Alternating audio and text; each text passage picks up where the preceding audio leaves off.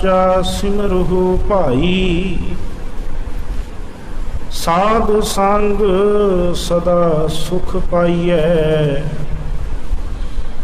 हर बिसर न कबहू जाई। रहाऊ अमृत नाम परमेश्वर तेरा, जो सिमरै सो जीवै, जिसनो कर्म प्राप्त होवै, सो जन निर्मल थीवै। बिघन विनाशन सब दुख नासन, गुर चरणी मन लागा। गुण गावत अच्युत अविनाशी, आन दिन हर रंग जागा। मन इच्छे सेई फल पाए, हर की कथा सुहेली। आद अंत मद नानक कहो, सो प्रभ हुआ बेली। मन इच्छे सेई फल पाए, हर की कथा सुहेली। आद अंत मद नानक कहो, सो प्रभ हुआ बेली।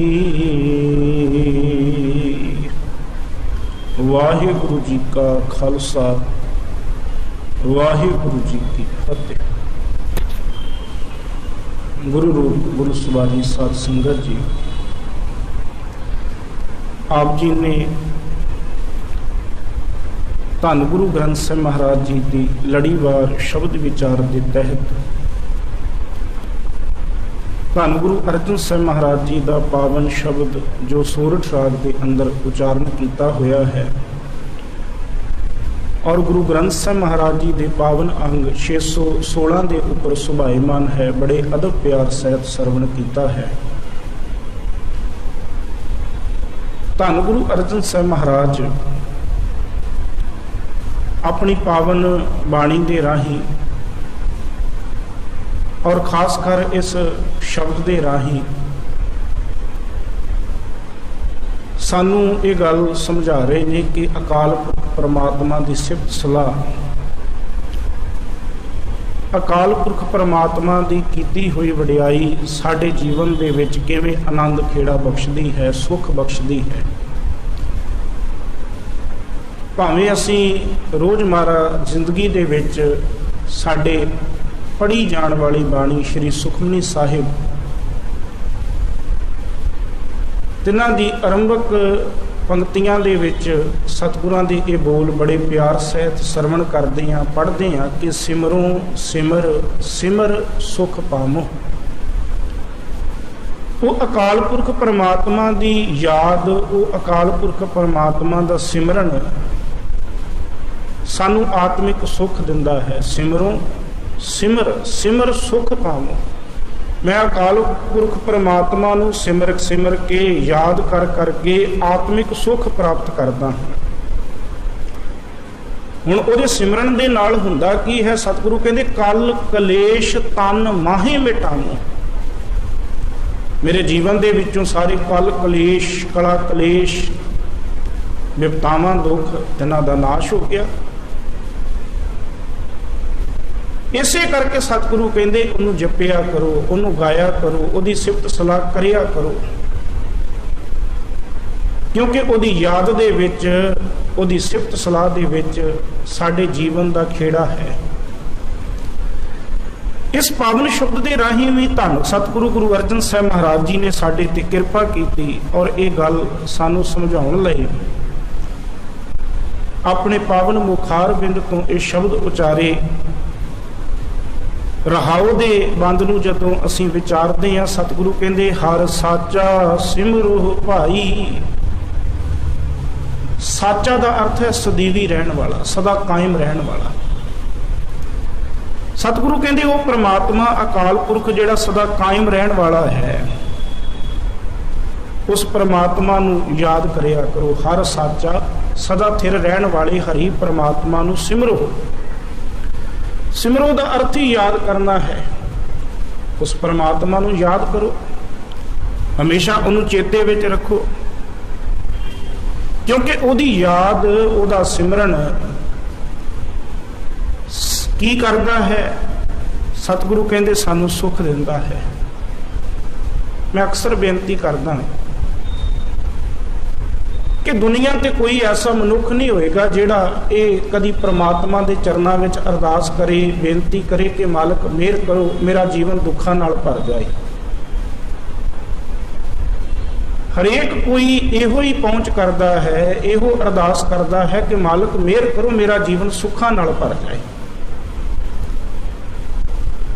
ਹੁਣ ਸਤਿਗੁਰੂ ਕਹਿੰਦੇ ਜੇ ਤੂੰ ਸੁੱਖ ਚਾਹੁੰਦਾ ਹੈ ਤੇ ਉਹਦੇ ਵਾਸਤੇ ਜਰੀਆ ਇਹੋ ਹੈ ਪ੍ਰਮਾਤਮਾ ਦੀ ਯਾਦ। ਜੇ ਪ੍ਰਮਾਤਮਾ ਨੂੰ ਛੱਡ ਕੇ ਦੂਜੇ ਭਾਈ ਲੱਗਾ, ਮਾਇਆ ਦੇ ਮੋਹ ਵਿੱਚ ਲੱਗਾ, ਫਿਰ ਜੀਵਨ ਵਿੱਚ ਦੁੱਖ ਹੀ ਦੁੱਖ ਨੇ, ਚਿੰਤਾਵਾਂ ਹੀ ਚਿੰਤਾਵਾਂ ਨੇ।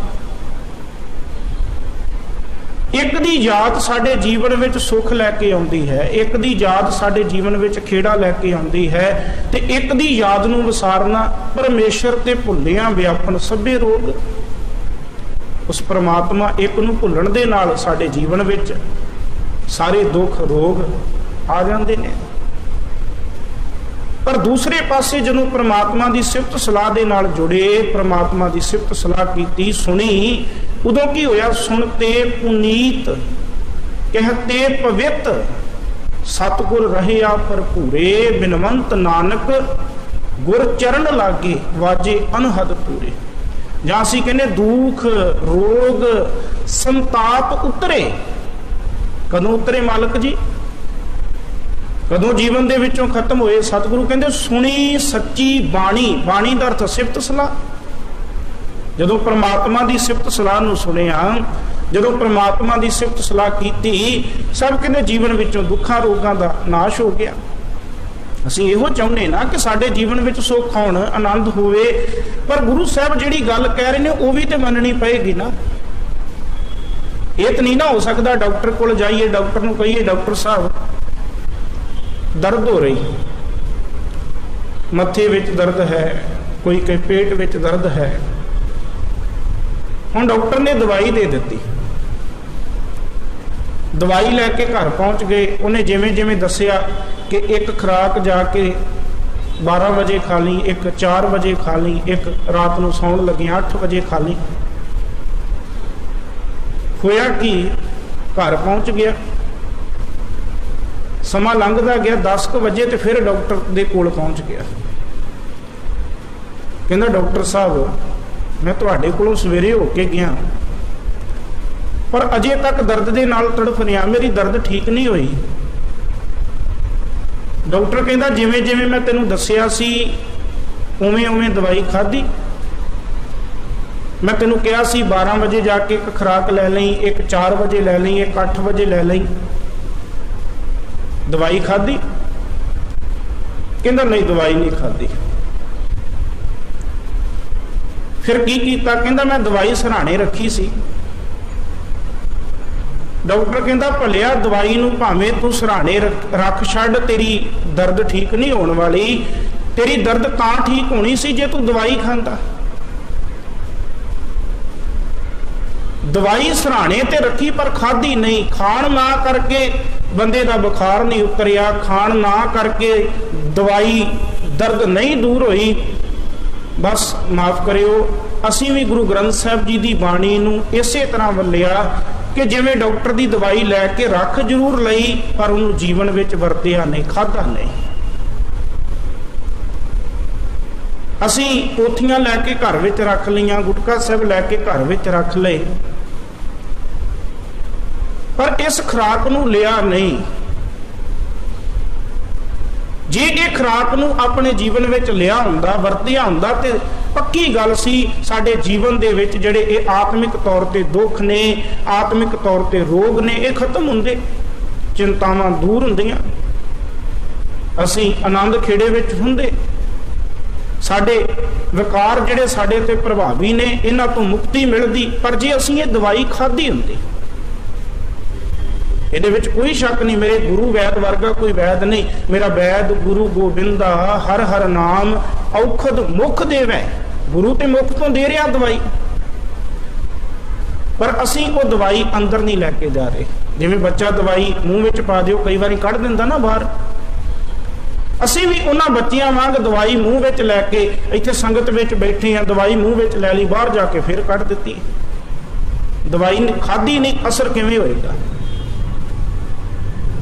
ਹਰ ਹਰ ਨਾਮ ਔਖਦ ਮੁਖ ਦੇਵੈ। ਗੁਰੂ ਤੇ ਪ੍ਰਮਾਤਮਾ ਦੇ ਨਾਮ ਰੂਪੀ ਦਵਾਈ ਨੂੰ ਸਾਡੇ ਮੁਖ ਵਿੱਚ ਦੇ ਰਿਹਾ ਹੈ। ਕਾਟੇ ਜਮ ਕੀ ਫੰਦਾ, ਇਸ ਦਵਾਈ ਨੇ ਸਾਨੂੰ ਵਿਕਾਰਾਂ ਰੂਪੀ ਜਮਾਂ ਦੇ ਫਾਹੇ ਵਿੱਚੋਂ ਕੱਢਣਾ ਹੈ। ਪਰ ਅਸੀਂ ਕੀ ਕਰ ਰਹੇ ਹਾਂ? ਅਸੀਂ ਦਵਾਈ ਨੂੰ ਖਾ ਨਹੀਂ ਰਹੇ। ਅਸੀਂ ਦਵਾਈ ਨੂੰ ਪਤਾ ਕਿਵੇਂ ਲੈ ਰਹੇ? ਜਿਵੇਂ ਉਹ ਮਰੀਜ਼ ਨੇ ਦਵਾਈ ਸਰਾਣੇ ਰੱਖ ਛੱਡੀ ਨਾ, ਸਾਡੇ ਵਿੱਚ ਕਈ ਐਸੇ ਵੀ ਨੇ ਜਿਹੜੇ ਮੇਰੇ ਵਰਗੇ ਨੇ, ਉਹ ਸ਼ਬਦ ਲਿਖ ਕੇ ਦੇ ਦਿੰਦੇ ਨੇ, ਤੇ ਮਰੀਜ਼ਾਂ ਵਰਗੇ ਜਿਹੜੇ ਨੇ ਉਹ ਆਪਣੇ ਕੋਈ ਡੌਲੇ ਨਾਲ ਬੰਨ ਕੇ ਸ਼ਬਦ ਨੂੰ ਬੈਠਾ, ਕੋਈ ਗਲੇ ਵਿੱਚ ਪਾ ਕੇ ਬੈਠਾ। ਮੈਂ ਸ਼ਬਦ ਨੂੰ ਗਲੇ ਵਿੱਚ ਪਾਇਆ ਜੀ, ਮੈਂ ਸ਼ਬਦ ਨੂੰ ਡੌਲੇ ਨਾਲ ਬਾਂਹ ਨਾਲ ਬੰਨਿਆ ਜੀ। ਇਹ ਤੇ ਉਹ ਹਿਸਾਬ ਹੈ, ਦਵਾਈ ਨੂੰ ਸਰਾਣੇ ਰੱਖਿਆ ਹੋਇਆ ਹੈ। ਦਵਾਈ ਨੂੰ ਆਪਣੇ ਜੀਵਨ ਵਿੱਚ ਵਰਤਣਾ ਪਏਗਾ, ਖਾਣਾ ਪਏਗਾ। ਤੇ ਸਤਿਗੁਰੂ ਕਹਿੰਦੇ ਜਦੋਂ ਇਸ ਦਵਾਈ ਨੂੰ ਖਾਵਾਂਗੇ, ਦੁੱਖ ਰੋਗ ਸੰਤਾਪ ਉਤਰੇ। ਕਦੋਂ? ਸੁਣੀ ਸੱਚੀ ਬਾਣੀ। ਜਾਂ ਅਸੀਂ ਗੁਰੂ ਅਰਜਨ ਸਾਹਿਬ ਮਹਾਰਾਜ ਜੀ ਦੇ ਸ਼ਬਦ ਪੜ੍ਹਦੇ ਹਾਂ, ਥਾਲ ਵਿੱਚ ਤਿੰਨ ਵਸਤੂ ਪਈਓ ਸਤ ਸੰਤੋਖ ਵਿਚਾਰੋ। ਇਹ ਰੱਬੀ ਗੁਣ ਨੇ। ਅੰਮ੍ਰਿਤ ਨਾਮ ਠਾਕੁਰ ਕਾ ਪਇਓ ਜਿਸ ਕਾ ਸਬਸ ਆਧਾਰੋ। ਇਹ ਪਿਆ ਤੇ ਸਭ ਕੁਝ ਹੈ, ਪਰ ਜੇ ਕੋ ਖਾਵੇ, ਜੇ ਕੋਈ ਇਹਨਾਂ ਗੁਣਾਂ ਨੂੰ ਗੁਰੂ ਗ੍ਰੰਥ ਸਾਹਿਬ ਰੂਪੀ ਥਾਲ ਵਿੱਚੋਂ ਛਕੇਗਾ, ਜੇ ਕੋ ਖਾਵੇ ਜੇ ਕੋ ਭੁੰਚੈ, ਖਾ ਕੇ ਪਚਾਏਗਾ ਵੀ। ਬਹੁਤੇ ਖਾ ਕੇ ਉਲਟੀ ਕਰ ਦਿੰਦੇ ਨੇ। ਜੇ ਉਲਟੀ ਕਰ ਦਿੱਤੀ ਤਾਂ ਵੀ ਗੱਲ ਨਹੀਂ। ਉਲਟੀ ਕਰਨਾ ਪਤਾ ਕੀ? ਜਿਵੇਂ ਮੈਂ ਨਿਤਨੇਮ ਕੀਤਾ, ਮੈਂ ਦਸਾਂ ਨੂੰ ਦੱਸਿਆ ਵੀ ਮੈਂ ਨਿਤਨੇਮ ਰੋਜ਼ ਕਰਦਾ ਜੀ, ਚੰਗੀ ਗੱਲ ਆ, ਬਹੁਤ ਚੰਗੀ ਗੱਲ ਆ, ਕਰ ਲਾ। ਹੋ ਸਕਦਾ ਸਾਡੇ ਕਹਿਣ ਨਾਲ ਕੋਈ ਕਰਨਾ ਸ਼ੁਰੂ ਕਰ ਦੇਵੇ, ਇਹ ਵੀ ਜੇ ਭਾਵਨਾ ਮਾੜੀ ਨਹੀਂ ਤੇ ਕੋਈ ਗੱਲ ਨਹੀਂ, ਚੰਗੀ ਗੱਲ ਹੈ। ਪਰ ਕਈ ਵਾਰੀ ਇਸ ਕਰਕੇ ਦੱਸ ਰਹੇ ਆ ਕਿ ਦੂਜਾ ਇਹ ਸਮਝੇ ਮੈਂ ਬੜਾ ਵੱਡਾ ਧਰਮੀ ਆ, ਦੂਜਾ ਇਹ ਸਮਝੇ ਮੈਂ ਬਹੁਤ ਵੱਡਾ ਸੇਵਾਦਾਰ, ਮੈਂ ਇੰਨੇ ਲੰਗਰ ਲਾਏ ਜੀ, ਮੈਂ ਇੰਨੇ ਪਾਠ ਕਰਾਏ ਜੀ, ਮੈਂ ਫਲਾਣੇ ਅਸਥਾਨ ਤੇ ਇੰਨੀ ਵਾਰੀ ਦਰਸ਼ਨ ਕਰਨ ਗਿਆ ਜੀ। ਚੰਗੀ ਗੱਲ ਤੂੰ ਗਿਆ ਹੈ, ਪਰ ਕਿਤੇ ਇਹ ਤਾਂ ਨਹੀਂ ਹੋਇਆ ਕਿ ਤੀਰਥ ਵਰਤ ਅਰਦਾਨ ਕਰ ਮਨ ਮੈਂ ਧਰੈ ਗੁਮਾਨ। ਆਪਣੇ ਅੰਦਰ ਗੁਮਾਨ ਲੈ ਆਇਆ। ਤੇ ਗੁਰੂ ਤੇਗ ਬਹਾਦਰ ਸਾਹਿਬ ਕਹਿੰਦੇ ਨਾਨਕ ਨਿਹਫਲ ਜਾਤ ਤੇ ਜਿਉ ਕੁੰਚਰ ਇਸ਼ਨਾਨ। ਜਿਵੇਂ ਮਹਾਵਤ ਨੇ ਹਾਥੀ ਨੂੰ ਨਦੀ ਵਿੱਚ ਨਹਾ ਕੇ ਲਿਸ਼ਕਾ ਦਿੱਤਾ, ਬੜੇ ਪਿਆਰ ਨਾਲ ਉਹਨੇ ਮਹਾਵਤ ਨੇ ਹਾਥੀ ਦਾ ਇਸ਼ਨਾਨ ਕਰਵਾਇਆ, ਸਾਫ਼ ਕਰ ਦਿੱਤਾ। ਤੇ ਜਦੋਂ ਹਾਥੀ ਨਹਾ ਕੇ ਬਾਹਰ ਨਿਕਲਿਆ, ਨਦੀ ਦੇ ਕੰਢੇ ਤੇ ਚਿੱਕੜ ਸੀ, ਆਪਣੀ ਸੁੰਡ ਵਿੱਚ ਭਰਿਆ ਤੇ ਫਿਰ ਉੱਪਰ ਸੁੱਟ ਲਿਆ। ਸਤਿਗੁਰੂ ਕਹਿੰਦੇ ਕਿਤੇ ਤੇਰੇ ਕੀਤੇ ਹੋਏ ਤੀਰਥਾਂ ਦੀ ਯਾਤਰਾ, ਕੀਤੇ ਹੋਏ ਦਾਨ ਪੁੰਨ, ਇਹ ਸਾਰਾ ਕੁਝ ਇਵੇਂ ਵਿਅਰਥ ਨਹੀਂ ਜਾ ਰਿਹਾ ਜਿਵੇਂ ਹਾਥੀ ਆਪਣੇ ਉੱਤੇ ਚਿੱਕੜ ਸੁੱਟ ਲੈਂਦਾ। ਤੂੰ ਸਭ ਕੁਝ ਇਹ ਤੀਰਥਾਂ ਤੇ ਜਾ ਕੇ ਇਸ਼ਨਾਨ ਕਰਕੇ ਦਾਨ ਪੁੰਨ ਕਰਕੇ ਫਿਰ ਆਪਣੇ ਅੰਦਰ ਹੰਕਾਰ ਭਰ ਕੇ ਬੈਠਾ, ਦੂਜਾ ਮੇਰੇ ਵਰਗਾ ਕੋਈ ਨਹੀਂ, ਮੈਂ ਸਭ ਤੋਂ ਵੱਧ ਤੀਰਥ ਯਾਤਰਾਵਾਂ ਕੀਤੀਆਂ, ਮੈਂ ਸਭ ਤੋਂ ਵੱਧ ਦਾਨ ਕੀਤੇ। ਸਤਿਗੁਰੂ ਕਹਿੰਦੇ ਫਿਰ ਤੇਰੀ ਹਾਲਤ ਉਸ ਹਾਥੀ ਵਰਗੀ ਹੈ। ਤੀਰਥ ਵਰਤ ਅਰਦਾਨ ਕਰ, ਕੀਤਾ ਸਾਰਾ ਕੁਝ ਧਾਰਮਿਕ ਕਰਮ, ਪਰ ਮਨ ਮੈਂ ਧਰੈ ਗੁਮਾਨ, ਆਪਣੇ ਅੰਦਰ ਹੰਕਾਰ ਲੈ ਲਿਆ। ਇਹ ਹੈ ਉਲਟੀ ਕਰਨੀ। ਜੇ ਕੋ ਖਾਵੇ ਜੇ ਕੋ ਪੁੰਚੈ, ਜੇ ਕੋ ਖਾ ਕੇ ਉਹਨੂੰ ਪਚਾ ਲਵੇ, ਤਿਸਕਾ ਹੋਏ ਉਧਾਰੋ। ਸਾਹਿਬ ਕਹਿੰਦੇ ਉਹਦਾ ਉਧਾਰ ਹੈ, ਉਹਦਾ ਉਧਾਰ ਹੈ। ਪਰ ਸਤਿਗੁਰੂ ਕਹਿੰਦੇ ਇਹ ਵਸਤ ਤਜੀ ਨਾ ਜਾਈ, ਬੜਾ ਔਖਾ ਇਹਨੂੰ ਪਚਾਉਣਾ। ਸਤਿਗੁਰੂ ਕਹਿੰਦੇ ਜਿਹੜਾ ਪ੍ਰਮਾਤਮਾ ਦੀ ਸਿਫਤ ਸਲਾਹ ਨੂੰ ਆਪਣੇ ਹਿਰਦੇ ਅੰਦਰ ਵਸਾ ਲੈਂਦਾ, ਆਪਣੇ ਜੀਵਨ ਵਿੱਚ ਕਮਾ ਲੈਂਦਾ, ਸਭ ਕਹਿੰਦੇ ਫਿਰ ਉਹਦੇ ਜੀਵਨ ਦਾ ਉਧਾਰ ਹੁੰਦਾ ਹੈ। ਇਸ ਕਰਕੇ ਹਰ ਸਾਚਾ ਸਿਮਰੋ ਭਾਈ। ਇਹ ਭਾਈ ਉਹ ਸਦਾ ਥਿਰ ਰਹਿਣ ਵਾਲੇ ਪ੍ਰਮਾਤਮਾ ਨੂੰ ਚੇਤੇ ਕਰਿਆ ਕਰ, ਯਾਦ ਕਰਿਆ ਕਰ, ਉਹਦਾ ਸਿਮਰਨ ਕਰਦਾ ਰਿਹਾ ਕਰ। ਸਾਧ ਸੰਗ ਸਦਾ ਸੁਖ ਪਾਈਐ, ਹਰ ਬਿਸਰ ਨਾ ਕਬਹੂ ਜਾਈ। ਸਾਧ ਸੰਗ ਦੇ ਗੱਗੇ ਨੂੰ ਸਿਹਾਰੀ ਹੈ। ਵਿਆਕਰਣ ਅਨੁਸਾਰ ਸਾਧ ਸੰਗਤ ਵਿੱਚ ਸਦਾ ਸੁਖ ਪਾਈਐ। ਸਾਧ ਸੰਗਤ ਵਿੱਚ ਆ ਕੇ, ਸਾਧ ਸੰਗਤ ਵਿੱਚ ਬੈਠ ਕੇ ਸਦਾ ਆਤਮਿਕ ਤੌਰ ਤੇ ਸੁਖ ਪ੍ਰਾਪਤ ਕਰੀਦੇ ਨੇ। ਸਾਧ ਸੰਗ ਸਦਾ ਸੁਖ ਪਾਈਐ, ਸਦਾ ਭਾਵ ਹਮੇਸ਼ਾ ਹੀ ਸੰਗਤ ਵਿੱਚ ਆ ਕੇ ਹਮੇਸ਼ਾ ਆਤਮਿਕ ਤੌਰ ਤੇ ਸੁਖ ਮਿਲਦਾ ਹੈ। ਫਿਰ ਇਹਦੇ ਤੋਂ ਬਾਅਦ ਸਭ ਕਹਿੰਦੇ ਹਰ ਬਿਸਰ ਨਾ ਕਬਹੂ ਜਾਈ। ਸੰਗਤ ਵਿੱਚ ਆ ਕੇ ਪਰਮੇਸ਼ਰ ਕਦੀ ਭੁੱਲਦਾ ਨਹੀਂ। ਸਾਧ ਸੰਗਤ ਵਿੱਚ ਆ ਕੇ ਪਰਮੇਸ਼ਰ ਚੇਤੇ ਰਹਿੰਦਾ ਹੈ। ਕਿਉਂ? ਕਿਉਂਕਿ ਵਿੱਚ ਸੰਗਤ ਹਰ ਪ੍ਰਭ ਵਸੈ ਜੀਉ। ਸੰਗਤ ਵਿੱਚ ਪ੍ਰਮਾਤਮਾ ਵਸਦਾ ਹੈ। ਜੇ ਪ੍ਰਮਾਤਮਾ ਦੇ ਪ੍ਰਤੱਖ ਦਰਸ਼ਨ ਕਰਨੇ ਨੇ, ਉਹ ਸੰਗਤ ਹੈ। ਤੇ ਸੰਗਤ ਕੀ ਹੈ? ਇਹ ਨਹੀਂ ਚਾਰ ਬੰਦਿਆਂ ਦਾ ਇਕੱਠ ਹੋਵੇ। ਕਈ ਵਾਰੀ ਆਪਾਂ ਸੋਚਦੇ ਕਿ ਚਾਰ ਬੰਦਿਆਂ ਦਾ ਇਕੱਠ ਹੈ ਤੇ ਇਹ ਸੰਗਤ ਹੈ। ਨਹੀਂ, ਚਾਰ ਬੰਦਿਆਂ ਦੇ ਇਕੱਠ ਨੂੰ ਸੰਗਤ ਨਹੀਂ ਕਿਹਾ ਗਿਆ। ਫਿਰ ਸੰਗਤ ਕੀ ਹੈ? ਸੰਗਤ ਹੈ ਜਿੱਥੇ ਪ੍ਰਮਾਤਮਾ ਦੀ ਸਿਫਤ ਸਲਾਹ ਹੋਵੇ। ਪ੍ਰਮਾਤਮਾ ਦੀ ਸਿਫਤ ਸਲਾਹ ਤੋਂ ਬਿਨਾਂ ਉੱਥੇ ਦੂਜੀ ਗੱਲ ਨਾ ਹੋਵੇ। ਰਾਜਨੀਤਿਕ ਲੋਕਾਂ ਦੀਆਂ ਰੈਲੀਆਂ ਹੁੰਦੀਆਂ ਨੇ, ਕਈ ਵਾਰੀ ਉੱਥੇ ਵੀ ਨੇਤਾ ਬੋਲ ਦਿੰਦੇ ਗੁਰੂ ਰੂਪ ਸਾਧ ਸੰਗਤ ਜੀ, ਆਪ ਸੰਗਤਾਂ ਦਾ ਵੱਡਾ ਇਕੱਠ ਇੱਥੇ ਪਹੁੰਚਿਆ। ਨਹੀਂ, ਉਹ ਸੰਗਤ ਨਹੀਂ। ਉਹ ਲੋਕਾਂ ਦਾ ਹਜੂਮ ਹੋ ਸਕਦਾ ਹੈ, ਲੋਕਾਂ ਦਾ ਇਕੱਠ ਹੋ ਸਕਦਾ, ਉਹਨੂੰ ਸੰਗਤ ਦਾ ਨਾਂ ਨਹੀਂ ਦਿੱਤਾ ਜਾ ਸਕਦਾ। ਉੱਥੇ ਤੇ ਇੱਕ ਦੂਜੇ ਤੇ ਤੋਹਮਤਾਂ ਲਾਈਆਂ ਜਾ ਰਹੀਆਂ ਨੇ। ਗੁਰੂ ਗ੍ਰੰਥ ਸਾਹਿਬ ਮਹਾਰਾਜ ਜੀ ਦੀ ਬਾਣੀ ਕਹਿੰਦੀ ਹੈ ਸੰਗਤ ਕੀ ਹੈ? ਇਕੱਠ ਹੈ ਸੰਗਤ। ਸਤਿਗੁਰੂ ਕਹਿੰਦੇ ਨਹੀਂ, ਸੰਗਤ ਉਹ ਹੈ ਭਾਵੇਂ ਬੈਠੇ ਦੋ ਹੀ ਜਾਣੇ ਹੋਣ, ਪਰ ਜਦੋਂ ਦੋ ਵੀ ਬੈਠੇ ਨੇ ਆਪਸ ਵਿੱਚ ਪ੍ਰਮਾਤਮਾ ਦੀ ਸਿਫਤ ਸਲਾਹ ਦੀ ਗੱਲ ਕਰਦੇ ਨੇ। ਸਤ ਸੰਗਤ ਕੈਸੀ ਜਾਣੀਐ? ਪ੍ਰਸ਼ਨ, ਸਤ ਸੰਗਤ ਕੀ ਹੈ? ਸਤ ਸੰਗਤ ਕਿਹਨੂੰ ਕਿਹਾ ਜਾਂਦਾ ਹੈ? ਇਕੱਠ ਨੂੰ? ਸਭ ਕਹਿੰਦੇ ਨਹੀਂ, ਜਿੱਥੇ ਏਕੋ ਨਾਮ ਵਖਾਣੀ ਹੈ, ਜਿੱਥੇ ਕੇਵਲ ਇੱਕ ਪ੍ਰਮਾਤਮਾ ਦੇ ਨਾਮ ਦਾ ਵਖਿਆਨ ਹੋਵੇ, ਇੱਕ ਪ੍ਰਮਾਤਮਾ ਦੀ ਸਿਫਤ ਸਲਾਹ ਹੋਵੇ, ਉਹਨੂੰ ਸਤ ਸੰਗਤ ਕਿਹਾ ਜਾਂਦਾ ਹੈ। ਇਕੱਠ ਨੂੰ ਸੰਗਤ ਨਹੀਂ ਕਿਹਾ ਜਾਂਦਾ। ਜਿੱਥੇ ਪ੍ਰਮਾਤਮਾ ਦੀ ਸਿਫਤ ਸਲਾਹ ਹੋਵੇ ਉਹਨੂੰ ਸੰਗਤ ਕਿਹਾ ਜਾਂਦਾ ਹੈ। ਸਤ ਸੰਗਤ ਕੈਸੀ ਜਾਣੀਐ? ਪ੍ਰਸ਼ਨ, ਜਿੱਥੇ ਏਕੋ ਨਾਮ ਵਖਾਣੀ ਹੈ, ਜਿੱਥੇ ਇੱਕ ਪ੍ਰਮਾਤਮਾ ਦੇ ਨਾਮ ਦਾ ਵਖਿਆਨ। ਤੇ ਜਿੱਥੇ ਇੱਕ ਪ੍ਰਮਾਤਮਾ ਦੇ ਨਾਮ ਦਾ ਵਖਿਆਨ, ਸਭ ਕਹਿੰਦੇ ਉੱਥੇ ਪ੍ਰਮਾਤਮਾ ਹੈ ਤੇ ਉੱਥੇ ਕੋਈ ਦੁੱਖ ਨਹੀਂ, ਉੱਥੇ ਸਦਾ ਸੁੱਖ ਨੇ। ਸਾਧ ਸੰਗ ਸਦਾ ਸੁਖ ਪਾਈਐ। ਸਾਧ ਸੰਗਤ ਵਿੱਚ ਆ ਕੇ ਹਮੇਸ਼ਾ ਆਤਮਿਕ ਤੌਰ ਤੇ ਸੁੱਖ ਮਿਲਦਾ ਹੈ। ਹਰ ਬਿਸਰ ਨਾ ਕਬਹੂ ਜਾਈ। ਤੇ ਸੰਗਤ ਵਿੱਚ ਆ ਕੇ ਕਦੀ ਪ੍ਰਮਾਤਮਾ ਵਿਸਰਦਾ ਨਹੀਂ, ਭੁੱਲਦਾ ਨਹੀਂ, ਕਿਉਂਕਿ ਸੰਗਤ ਵਿੱਚ ਪ੍ਰਮਾਤਮਾ ਦਾ ਖੁਦ ਵਾਸਾ ਹੈ। ਇਸ ਕਰਕੇ ਸਾਹਿਬ ਜੀ ਕਹਿੰਦੇ ਉਹ ਸਦਾ ਥਿਰ ਰਹਿਣ ਵਾਲੇ ਪ੍ਰਮਾਤਮਾ ਨੂੰ ਸਿਮਰਦੇ ਰਹੋ, ਯਾਦ ਕਰਦੇ ਰਹੋ। ਹੁਣ ਪਹਿਲੇ ਪਦੇ ਵਿੱਚ ਸਤਿਗੁਰੂ ਜੀ ਨੇ ਬਚਨ ਕੀਤਾ, ਪਾਰ ਬ੍ਰਹਮ ਹੋਆ ਸਹਾਈ, ਕਥਾ ਕੀਰਤਨ ਸੁਖਦਾਈ। ਪਾਰ ਬ੍ਰਹਮ ਪਰਮੇਸ਼ਰ ਹੋਆ ਸਹਾਈ। ਸਭ ਕਹਿੰਦੇ ਉਹ ਸਦਾ ਮਦਦਗਾਰ ਬਣ ਜਾਂਦਾ ਹੈ, ਸਦਾ ਸਹਾਇਤਾ ਕਰਨ ਵਾਲਾ ਬਣ ਜਾਂਦਾ ਹੈ। ਉਹ ਅਕਾਲ ਪੁਰਖ ਪ੍ਰਮਾਤਮਾ ਹਮੇਸ਼ਾ ਮਦਦ ਕਰਦਾ ਹੈ। ਕਥਾ ਕੀਰਤਨ ਸੁਖਦਾਈ। ਤੇ ਪ੍ਰਮਾਤਮਾ ਦੀ ਜਿਹੜੀ ਸਿਫਤ ਸਲਾਹ ਹੈ, ਕੀਰਤੀ ਹੈ। ਕਥਾ, ਕਥਾ ਦਾ ਅਰਥ ਵੀ ਵੈਸੇ ਸਿਫਤ ਸਲਾਹ ਹੁੰਦਾ ਹੈ, ਪਰ ਕਥਾ ਦਾ ਅਰਥ ਵਖਿਆਨ। ਕਥਾ ਵਖਿਆਨ ਨੂੰ ਕਿਹਾ ਜਾਂਦਾ। ਕੀਰਤਨ ਦਾ ਅਰਥ ਸਿਫਤ ਸਲਾਹ। ਕੀਰਤੀ ਸ਼ਬਦ ਤੋਂ ਕੀਰਤਨ ਬਣਿਆ। ਕੀਰਤੀ ਦਾ ਅਰਥ ਹੁੰਦਾ ਵਡਿਆਈ। ਸਾਹਿਬ ਜੀ ਕਹਿੰਦੇ ਕਥਾ ਕੀਰਤਨ ਸੁਖਦਾਈ। ਪ੍ਰਮਾਤਮਾ ਦੀ ਕੀਰਤੀ, ਪ੍ਰਮਾਤਮਾ ਦਾ ਉਹਦੀਆਂ ਬਾਤਾਂ ਕਰਨੀਆਂ, ਕਥਾ ਉਹਦੀਆਂ ਬਾਤਾਂ ਕਰਨੀਆਂ। ਜਿਵੇਂ ਬੜਾ ਪਿਆਰਾ ਸ਼ਬਦ ਹੁੰਦਾ, ਕਥਾ ਸੁਣਤ ਮਨ ਮਲ ਸਗਲੀ ਖੋਵੈ।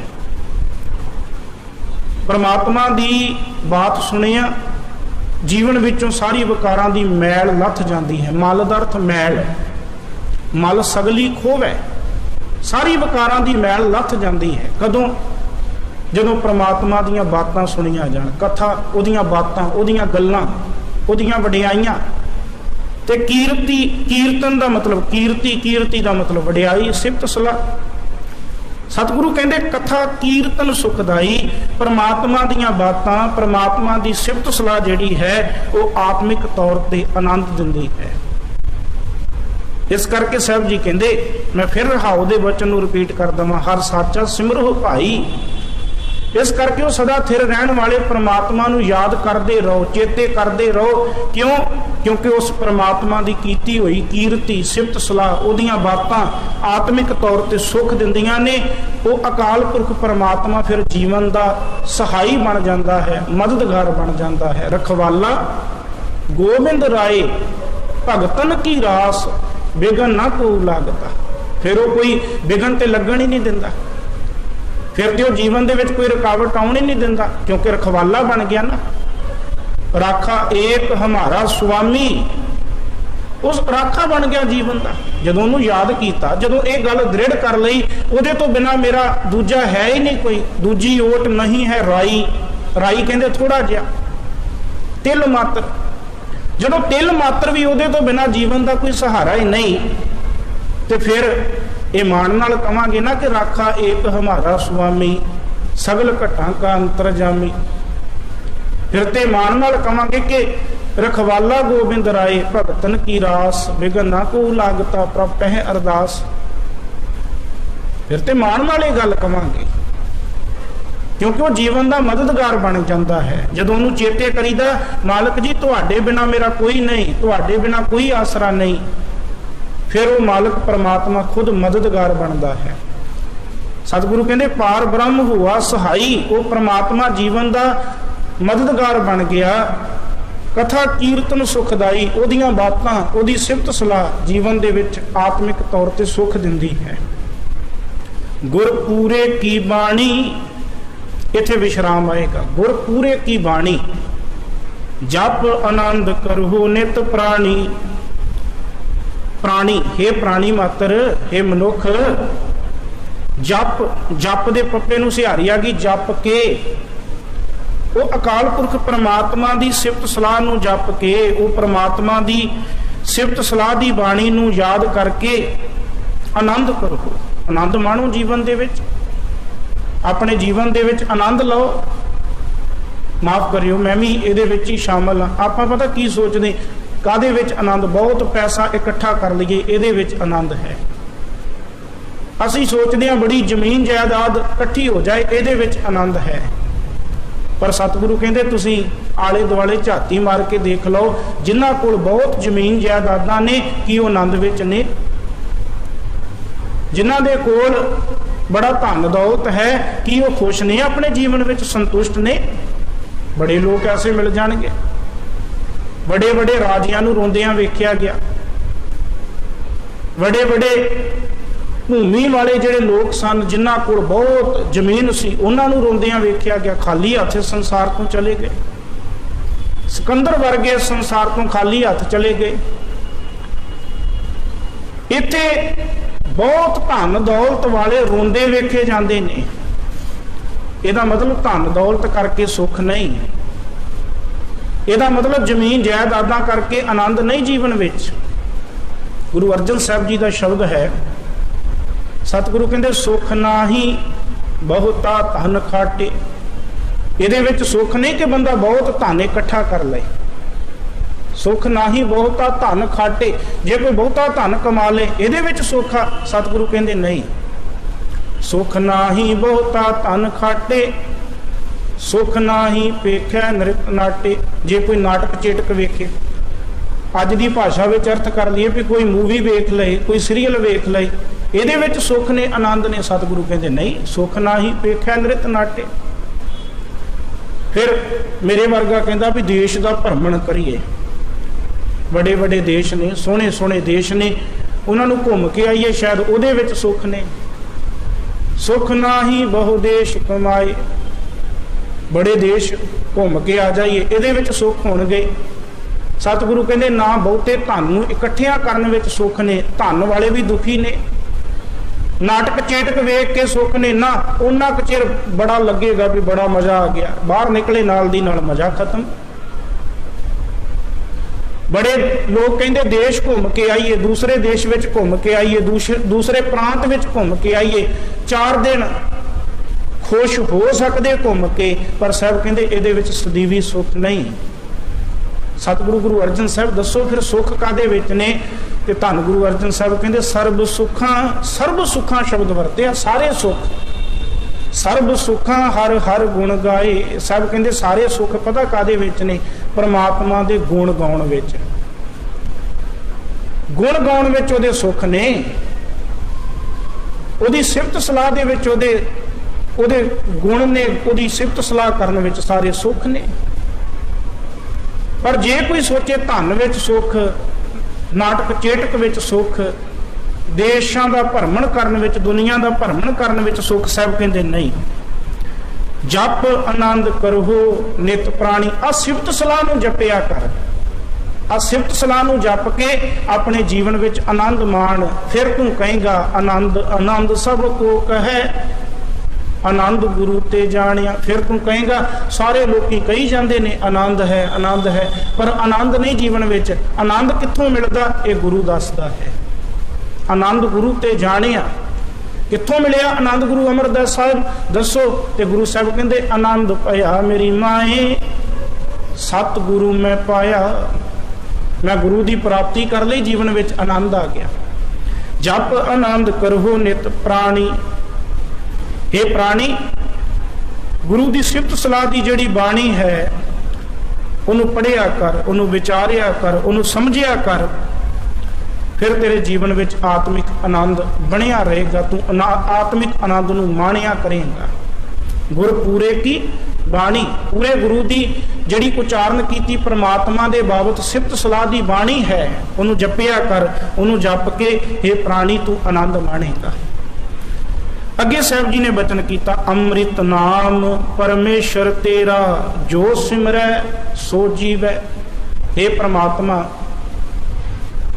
तेरा आत्मिक जीवन देने वाला जिहड़ा नाम है ना, अमृत, अमृत का मतलब अमृत, जिहदी मौत नहीं, आत्मिक जीवन देने वाला जिहड़ा तेरा नाम अमृत है। हे परमात्मा, जिहड़ा तेरा नाम अमृत है, जिहड़ा आत्मिक जीवन देने वाला है, जिहड़ा भी मनुख मात्र इनू सिमरदा है, जो क्या शब्द, ये नहीं क्या सिख, ये नहीं क्या हिंदू, वो कोई भी हो सकता, जो सिमर है। गुरु बाबे ने तो इत्थों तक कहा, ये ना समझो भी कोई ज्ञानी पढ़े तो वह तरेगा, ये ना समझो कोई पढ़िया लिखिया ये सिफत सलाह की बाणी नूं पढ़े वह तरेगा। सतगुरु तो कहते पढ़िया अनपढ़िया परमगत पावे। जिहड़ा परमात्मा की याद नाल जुड़िया, भावें वह दुनियावी तौर पर पढ़िया तो भावें नहीं पढ़िया, वह परम अवस्था नूं प्राप्त कर लेगा। जो सिमर है, जिहड़ा भी परमात्मा की सिफत सलाह नूं सिमरदा है, जिहड़ा परमात्मा दे आत्मिक जीवन देने वाले नाम अमृत नूं चेते विच रखदा है, सो जीवै। सब कहंदे वो आत्मिक तौर पर जिउंदा है। आत्मिक तौर पर जीउण दी गल, इस संसार विच जिउंदे ते वो भी ने जिहड़े जमीरां करके मरे पे ने, पर इत्थे किहड़े जीण दी गल हो रही? आत्मिक तौर पर जीउण दी गल। आत्मिक तौर पर बंदा वो जीउंदा है जिहड़ा परमात्मा दे आत्मिक जीवन देण वाले नाम अमृत नूं सिमरदा है, याद करता है। जो सिमरै सो जीवै। हुणे रहरा साहब जी का भाई साहब तो पाठ सरवण किया होएगा। गुरु नानक साहब महाराज कहते ना, आखां जीवा विसरे मर जाऊं। परमात्मा, जे मैं तेरी सिफत सलाह नूं आखदा ते जिउंदा आत्मिक तल ते, जे भुल जाना मर जाना, विसरे मर जाऊं। हुण सतगुरु इत्थे कहंदे अमृत नाम परमेश्वर तेरा। हे परमात्मा, तेरा आत्मिक जीवन देने वाला जिहड़ा नाम अमृत है, जिहड़ा इनू सिमरदा है, वह आत्मिक तौर ते जिउंदा है। जिसनों कर्म प्राप्त होवै सो जन निर्मल थीवै। जिसनों कर्म, चंगे कीते कर्मां दे राही, इहदे दो अर्थ मैं करा। कर्म दे मम्मे नूं सिहारी, कर्मां दे राही, कीते हुए चंगे कर्मां दे राही जिसनों ये नाम अमृत प्राप्त हो जाता है, सो जन निर्मल थीवै। वो पवित्र जीवन वाला हो जाता है। थीवै दा अर्थ ही हो जाता, वो पवित्र जीवन वाला हो जाता। ਕਰਮ ਦਾ ਦੂਸਰਾ ਅਰਥ ਹੁੰਦਾ ਬਖਸ਼ਿਸ਼, ਜਿਸ ਨੂੰ ਕਰਮ ਦਾ ਅਰਥ ਬਖਸ਼ਿਸ਼, ਸਿਹਾਰੀ ਆ ਗਈ ਬਖਸ਼ਿਸ਼ ਦੇ ਨਾਲ ਪ੍ਰਾਪਤ ਹੋਵੇ, ਜਿਸ ਨੂੰ ਪ੍ਰਮਾਤਮਾ ਤੇਰੀ ਬਖਸ਼ਿਸ਼ ਦੇ ਨਾਲ ਇਹ ਨਾਮ ਅੰਮ੍ਰਿਤ ਪ੍ਰਾਪਤ ਹੋ ਜਾਂਦਾ, ਤੂੰ ਤੁਰਠਾ ਖੁਸ਼ ਹੋਇਆ, ਨਾਮ ਅੰਮ੍ਰਿਤ ਦੀ ਦਾਤ ਦੇ ਦਿੱਤੀ। ਜਿਹਨੂੰ ਇਹ ਤੇਰੀ ਬਖਸ਼ਿਸ਼ ਦੇ ਨਾਲ ਨਾਮ ਅੰਮ੍ਰਿਤ ਦੀ ਦਾਤ ਮਿਲ ਜਾਂਦੀ ਹੈ, ਸੋ ਜਨ, ਇੱਥੇ ਇੱਕ ਵਚਨ ਦੀ ਗੱਲ ਹੈ, ਜਨ ਦੇ ਨੰਨੇ ਨੂੰ ਔਂਕੜ ਆ ਗਈ, ਇੱਥੇ ਇੱਕ ਸੇਵਕ ਦੀ ਗੱਲ ਹੈ। ਜੇ ਔਂਕੜ ਲੱਥ ਜਾਂਦੀ ਬਹੁਤੇ ਸੇਵਕਾਂ ਦੀ ਗੱਲ ਹੋਣੀ ਸੀ। ਸੋ ਜਨ, ਉਹ ਸੇਵਕ ਨਿਰਮਲ ਥੀਵੈ, ਪਵਿੱਤਰ ਜੀਵਨ ਵਾਲਾ ਹੋ ਜਾਂਦਾ ਹੈ। ਬਿਗਨ ਬਿਨਾਸਨ ਸਭ ਦੁਖ ਨਾਸਨ, ਗੁਰ ਚਰਣੀ ਮਨ ਲਾਗਾ। ਕਹਿੰਦੇ ਭਾਈ ਜਿਹੜਾ ਗੁਰੂ ਦੇ ਆਤਮਿਕ ਜੀਵਨ ਦੇਣ ਵਾਲੇ ਨਾਮ ਅੰਮ੍ਰਿਤ ਦੀ ਪ੍ਰਾਪਤੀ ਕਰਕੇ ਆਪਣੇ ਜੀਵਨ ਦੇ ਵਿੱਚ ਗੁਰੂ ਦੇ ਦੱਸੇ ਉਪਦੇਸ਼ ਨੂੰ ਕਮਾਉਂਦਾ ਹੈ, ਗੁਰ ਚਰਣੀ ਮਨ ਲਾਗਾ, ਗੁਰੂ ਦੇ ਚਰਨਾਂ ਦੇ ਨਾਲ ਉਹਦਾ ਮਨ ਲੱਗਾ ਰਹਿੰਦਾ, ਜੁੜਿਆ ਰਹਿੰਦਾ। ਫਿਰ ਸਾਹਿਬ ਕਹਿੰਦੇ ਹੁੰਦਾ ਕਿ ਬਿਗਨ ਬਿਨਾਸਨ, ਉਹਦੇ ਜੀਵਨ ਦੇ ਵਿੱਚੋਂ ਸਾਰੇ ਬਿਗਨ ਰੁਕਾਵਟਾਂ ਦਾ ਨਾਸ਼ ਹੋ ਜਾਂਦਾ ਹੈ। ਬਿਗਨ ਬਿਨਾਸਨ ਸਭ ਦੁੱਖ ਨਾਸਨ, ਉਹਦੇ ਜੀਵਨ ਦੇ ਵਿੱਚੋਂ ਸਾਰੇ ਦੁੱਖਾਂ ਦਾ ਨਾਸ਼ ਹੋ ਜਾਂਦਾ ਹੈ। ਪਰ ਕਿਹਦਾ? ਗੁਰ ਚਰਣੀ ਮਨ ਲਾਗਾ, ਜਿਹਨੇ ਕੇਵਲ ਸਰੀਰ ਕਰਕੇ ਨਹੀਂ ਗੁਰੂ ਦੇ ਚਰਨਾਂ ਨਾਲ ਲੱਗਾ, ਮਨ ਕਰਕੇ ਗੁਰੂ ਦੇ ਚਰਨਾਂ ਨਾਲ ਲੱਗ ਗਿਆ।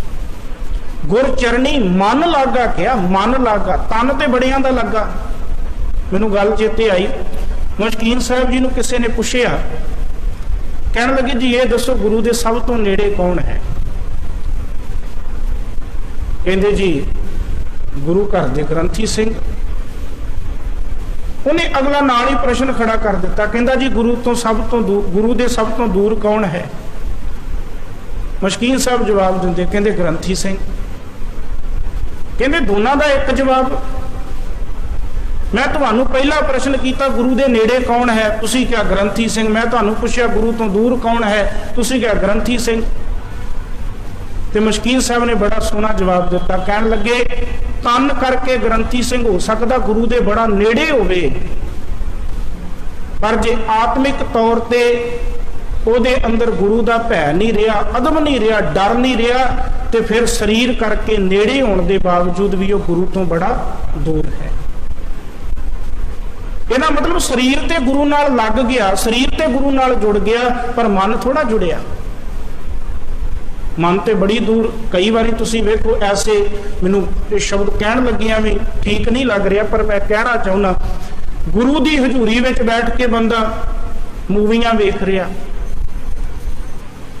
ਕਈ ਐਸੇ ਪਾਠੀ ਵੀਰਾਂ ਦੀਆਂ ਵੀਡੀਓ ਸਾਹਮਣੇ ਆਈਆਂ ਵੀ ਪਾਠ ਦੀ ਡਿਊਟੀ ਕਰ ਰਹੇ ਨੇ ਤੇ ਨਾਲ ਫਿਲਮਾਂ ਵੇਖ ਰਹੇ ਨੇ, ਥੱਲੇ ਮੋਬਾਈਲ ਰੱਖ ਕੇ ਗਾਣੇ ਸੁਣ ਰਹੇ ਨੇ। ਇਹਦਾ ਮਤਲਬ ਸਰੀਰ ਕਰਕੇ ਤੇ ਗੁਰੂ ਦੇ ਬੜੇ ਕੋਲ ਬੈਠੇ, ਪਰ ਮਨ ਕਰਕੇ ਗੁਰੂ ਤੋਂ ਬੜੀ ਦੂਰ ਹੋ ਗਏ। ਇੱਥੇ ਗੁਰੂ ਸਾਹਿਬ ਨੇ ਤਨ ਕਰਕੇ ਨਹੀਂ, ਮਨ ਕਰਕੇ ਕਿਹਾ। ਸਾਹਿਬ ਕਹਿੰਦੇ ਗੁਰ ਚਰਨੀ ਮਨ ਲਾਗਾ, ਜਿਹਦਾ ਗੁਰੂ ਦੇ ਚਰਨਾਂ ਨਾਲ ਮਨ ਲੱਗ ਗਿਆ, ਜਿਹਦਾ ਗੁਰੂ ਦੇ ਚਰਨਾਂ ਨਾਲ ਮਨ ਲੱਗ ਗਿਆ, ਬਿਗਨ ਬਿਨਾਸਨ ਸਭ ਦੁੱਖ ਨਾਸਨ, ਉਹਦੇ ਜੀਵਨ ਵਿੱਚੋਂ ਸਾਰੀਆਂ ਰੁਕਾਵਟਾਂ ਮੁੱਕ ਗਈਆਂ, ਉਹਦੇ ਜੀਵਨ ਵਿੱਚੋਂ ਸਾਰੇ ਦੁੱਖਾਂ ਦਾ ਨਾਸ਼ ਹੋ ਗਿਆ। ਪਰ ਸ਼ਰਤ ਕੀ ਰੱਖੀ? ਮਨ ਲੱਗਾ, ਜਿਹਦਾ ਗੁਰੂ ਦੇ ਚਰਨਾਂ ਨਾਲ ਮਨ ਜੁੜਿਆ। ਗੁਣ ਗਾਵਤ ਅਚੁੱਤ ਅਬਿਨਾਸ਼ੀ, ਅਨ ਦਿਨ ਹਰ ਰੰਗ ਜਾਗਾ। ਗੁਣ ਗਾਵਤ ਕਹਿੰਦੇ ਉਹ ਮਨੁੱਖ ਜਿਹਦਾ ਮਨ ਗੁਰੂ ਦੇ ਚਰਨਾਂ ਨਾਲ ਜੁੜ ਗਿਆ, ਉਹ ਮਨੁੱਖ, ਉਹ ਪ੍ਰਮਾਤਮਾ ਜਿਹੜਾ ਅਚੁੱਤ ਹੈ। ਅਚੁੱਤ ਦਾ ਅਰਥ ਹੁੰਦਾ ਜਿਹੜਾ ਕਦੀ ਨਾ ਨਾਸ਼ ਹੋਣ ਵਾਲਾ ਹੋਵੇ, ਜਿਹੜਾ ਕਦੀ ਨਾਸ਼ ਨਹੀਂ ਹੁੰਦਾ ਉਹਨੂੰ ਕਿਹਾ ਜਾਂਦਾ ਅਚੁੱਤ। ਵੈਸੇ ਸ਼ਬਦ ਅੱਗੇ ਅਬਿਨਾਸ਼ੀ ਵੀ ਆਇਆ, ਇਹਦਾ ਵੀ ਅਰਥ ਨਾ ਨਾਸ਼ ਹੋਣ ਵਾਲਾ। ਅਚੁੱਤ ਅਬਿਨਾਸ਼ੀ ਕਹਿੰਦੇ ਜਿਹੜਾ ਪ੍ਰਮਾਤਮਾ ਕਦੀ ਨਾ ਨਾਸ਼ ਹੋਣ ਵਾਲਾ, ਜਿਹੜਾ ਅਟਲ ਹੈ, ਜਿਹੜਾ ਮਨੁੱਖ ਉਸ ਪ੍ਰਮਾਤਮਾ ਦੇ ਗੁਣਾਂ ਨੂੰ ਗਾਉਂਦਾ ਹੈ। ਗੁਣ ਗਾਵਤ, ਉਹ ਪ੍ਰਮਾਤਮਾ ਦੇ ਗੁਣਾਂ ਨੂੰ ਗਾਇਆ, ਜਿਹੜਾ ਪ੍ਰਮਾਤਮਾ ਕਦੀ ਨਾ ਨਾਸ਼ ਹੋਣ ਵਾਲਾ ਹੈ, ਕਦੀ ਨਹੀਂ ਨਾਸ਼ ਹੋਣਾ ਉਹਨੇ, ਸਦਾ ਕਾਇਮ ਰਹਿਣ ਵਾਲਾ ਅਟਲ ਹੈ। ਉਸ ਪ੍ਰਮਾਤਮਾ ਦੇ ਗੁਣਾਂ ਨੂੰ ਗਾਇਆ। ਅਨ ਦਿਨ ਹਰ ਰੰਗ ਜਗ, ਅਨ ਦਿਨ, ਅਨ ਦਿਨ, ਅਨ ਦਾ ਅਰਥ ਹੁੰਦਾ ਰਾਤ, ਦਿਨ ਦਾ ਅਰਥ ਦਿਨ, ਦਿਨ ਰਾਤ ਭਾਵ ਹਰ ਸਮੇਂ। ਹਰ ਰੰਗ, ਰੰਗ ਦਾ ਅਰਥ ਪਿਆਰ, ਸਿਹਾਰੀ ਆ ਗਈ, ਰੰਗ ਵਿੱਚ, ਪਿਆਰ ਵਿੱਚ। ਜਾਗਾ ਕਹਿੰਦੇ ਉਹ ਪ੍ਰਮਾਤਮਾ ਦੇ ਪਿਆਰ ਦੇ ਵਿੱਚ ਨਾ परमात्मा दे प्यार दे रंग विच दिन रात भाव हर समय जागदा रहिंदा, ना वो दिने सौंदा ते ना वो रात नूं सौंदा। कमाल दी गल, सानू एक रात नींद ना आवे, असीं अगले दिन डॉक्टर को जाने जी सारी रात नींद नहीं आई। इत्थे शरीर करके सौण दी गल, जागण दी गल नहीं। जागा दा मतलब है जागना, ते जागण दा मतलब है सुचेत होना, हर समय सुचेत रहना। जिवें गुरु तेग बहादुर साहब जी का शब्द आउंदा ना, जाग ले हो रे मना जाग ले हो, कहाँ गाफल सोया, गाफल सोया, कित्थे तू अवेसला होके सुता पिया। सुचेत हो, अपने जीवन विच जाग, सुचेत हो। कई बारी बंदा बैठा होए ना, उहदे अगों दी चोर लंघ के चला जाता, चोर चोरी करके निकल गया, उन्होंने पता नहीं लगा, वेख रहा, अखां खोलियां भी ने, वेख रहा। हुण कमाल दी गल, उहदे सामने चोरी हो गई, उन्होंने पता नहीं लगा। इहदा मतलब अखां ते खुलियां ने पर सुचेत नहीं सी, उन्होंने कुछ पता नहीं लगा कौन अगों दी लंघ गया, कौन गया, कौन आया, कुछ पता नहीं लगा। अवेसला, इहनूं कहा जांदा अवेसलापन। सब कहते जिहड़ा बंदा अपने जीवन में अवेसला हो गया, उन्होंने पता नहीं लगा मेरे जीवन में काम कदों आया, मेरे जीवन में क्रोध कदों आया, हंकार कदों आया, मेरे जीवन में लालच कदों आया, पता नहीं लगा, अवेसला हो गया। सतगुरु कहते फिर तू सुता होया है, जाग, सुचेत हो। ये चोर ने काम क्रोध लोभ मोह हंकार नूं गुरु साहब ने चोर किया। साहब कहते ये तेरे अंदरों गुणा रूपी अमृत नूं लुट रहे ने, ते जे तू सचेत ना होया, इन्हां लुट के सब कुछ लै जाना, तेनों पता ही नहीं लगना। सतगुरु कहते अन दिन हर रंग जागा, पर जिहड़ा परमात्मा दे गुणां नाल जुड़ जांदा, जिहड़ा गुरु दे चरनां नाल मन करके जुड़ जांदा, सब कहंदे वो फिर परमात्मा दे प्यार दे रंग दे विच दिन रात जागदा रहिंदा है। भाव सुचेत हो जांदा, अपने जीवन विच अवेसला नहीं रहिंदा, सुचेत हो जांदा है, हर समय सुचेत रहिंदा है वो। आखिरी पदे विच सतगुरु कहंदे मन इच्छे सही फल पाए, हर की कथा सुहेली। सब कहंदे भाई परमात्मा दी जिहड़ी सिफत सलाह है, परमात्मा दीयां जिहड़ियां बातां ने, हर की कथा, परमात्मा दीयां जिहड़ियां बातां ने, सिफत सलाह दीयां गल्लां ने, सुहेली, सुहेली दा अर्थ हुंदा सुख देण वाली। परमात्मा दी सिफत सलाह आत्मिक तौर ते सुख देण वाली है, ते परमात्मा दी जिहड़ी सिफत सलाह करन वाला मनुख है, साहब कहंदे वो फिर वो फल प्राप्त कर लेंदा है। मन इच्छे, जिहड़ी भी उहदी मन दी इच्छा हुंदी है, मन इच्छे सही, सही दा अर्थ वो फल पाए, वो फल प्राप्त कर लेंदा जो उहदे मन दी इच्छा है। मन इच्छत फल प्राप्त कर लेंदा कौन? हर की कथा सुहेली, जिहड़ा परमात्मा दी सुख देण वाली सिफत सलाह दी बाणी दे नाल जुड़ जाता है, सिफत सलाह दे नाल जुड़ जाता है। सब कहते वो मनुख अपनी मन की इच्छा के अनुसार फल प्राप्त कर लेता है। आद अंत मद नानक कहो, सो प्रभु हुआ बेली। आद शुरू विच, मुढ़ विच, अंत अखीर दे विच, मद मौजूदा समा विचकारला समा इनू कह लीए। नानक कहो, इत्थे नानक के विश्राम दे के संबोधन नहीं होएगा, इकट्ठा पढ़िया जाएगा। आद मद अंत नानक कहो, आद अंत मद नानक कहो, माफी चाहना, आद मद अंत नानक कहो, सो प्रभ हुआ बेली। सब कहते भाई परमात्मा की सिफत सलाह की बख्शिश के नाल फिर परमात्मा नानक दे वास्ते सदा लई मददगार बन जाता है। शुरू विच भी वह मददगार सी, अज भी वह मददगार है, अगे भी वह मददगार बनेगा। वो परमात्मा बेली बन जाता है। वैसे बेली का अर्थ होंदा मित्र, आम मालवे की खास करके बोली दे विच बेली मित्र नूं कह दिता जाता। सो प्रभ हुआ बेली, वो परमात्मा मित्र बन जाता। ते मित्र का अर्थ भी मददगार, सहाई। सो प्रभ हुआ बेली, वो परमात्मा जीवन का मददगार बन जाता है। धन गुरु अर्जन साहिब महाराज इस शब्द दे विच इह समझा रहे ने भाई वो परमात्मा जिहड़ा असल विच जीवन का हर समय मददगार है, जिस परमात्मा की सिफत सलाह जीवन विच खुशियां आनंद खेड़े देण वाली है। भाई उस परमात्मा नूं सदा याद करते रहो, हर साचा सिमरो, ਭਾਈ ਉਹ ਸਦਾ ਥਿਰ ਰਹਿਣ ਵਾਲੇ ਪ੍ਰਮਾਤਮਾ ਨੂੰ ਹਮੇਸ਼ਾ ਚੇਤੇ ਕਰਦੇ ਰਹੋ। ਸਾਧ ਸੰਗ ਸਦਾ ਸੁਖ ਪਾਈਐ, ਹਰ ਬਿਸਰ ਨਾ ਕਬਹੂ ਜਾਈ। ਸਾਧ ਸੰਗਤ ਵਿੱਚ ਆ ਕੇ ਉਹਨੂੰ ਚੇਤੇ ਕੀਤਿਆਂ ਸਦਾ ਆਤਮਿਕ ਸੁੱਖ ਮਿਲਦੇ ਨੇ ਔਰ ਸੰਗਤ ਵਿੱਚ ਉਹ ਕਦੀ ਵੀ ਭੁੱਲਦਾ ਨਹੀਂ। ਗੁਰੂ ਕਿਰਪਾ ਕਰੇ ਅਸੀਂ ਸਤ ਸੰਗਤ ਨਾਲ ਜੁੜ ਕੇ ਸਦਾ ਉਸ ਅਕਾਲ ਪੁਰਖ ਪਰਮੇਸ਼ਰ ਨੂੰ ਯਾਦ ਕਰਦੇ ਰਹੀਏ। ਗੁਰੂ ਕਿਰਪਾ ਕਰੇ ਭੁੱਲਾਂ ਚੁੱਕਾਂ ਦੀ ਖਿਮਾ ਬਖਸ਼ਣੀ ਜੀ। ਵਾਹਿਗੁਰੂ ਜੀ ਕਾ ਖਾਲਸਾ, ਵਾਹਿਗੁਰੂ।